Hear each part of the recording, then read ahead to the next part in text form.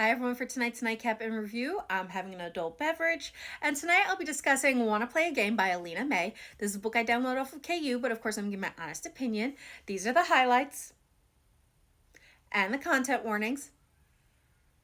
And my rating for this book is 4.5, so what's it about?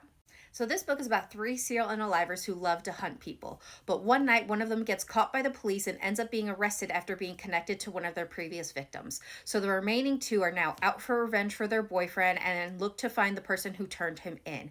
They eventually find Callie, who they bumped into that night and who had made a call to the police. So now Sawyer has decided the best way to get revenge is to kidnap her, hurt her, and eventually hunt her.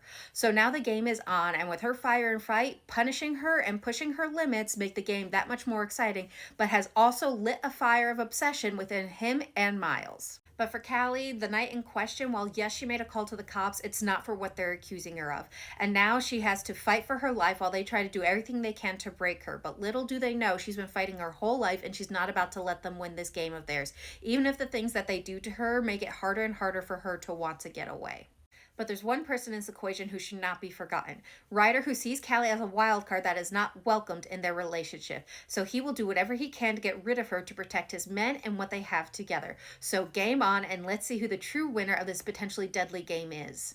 So what are my thoughts? Again, I'm giving this a 4.5. This book is unhinged, took me on a crazy roller coaster of a ride that I could not put down, and I absolutely loved it. It's crazy how one small misunderstanding can change the whole course of your life. I loved how this book was more polyamorous over a wide choose. While I love a wide choose, this book was done so well because the men were in a relationship before Callie. So you have their relationship where they're equally concerned for their boyfriends, as well as their relationship with Callie, and they're being concerned for Callie. So in a way, it just felt like there was a lot more romance going on because there was more relationships to enjoy, and I love that.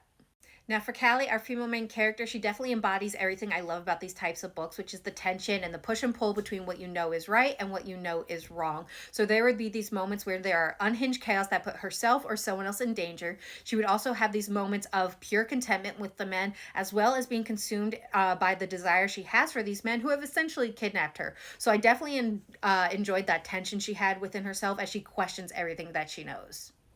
Now for the men, you have Ryder, Miles, and Sawyer, who I absolutely adored all of them, but if I have to choose, my favorite, of course, is going to be the most unhinged of them all, which was Sawyer, who was pure chaos, and I loved him.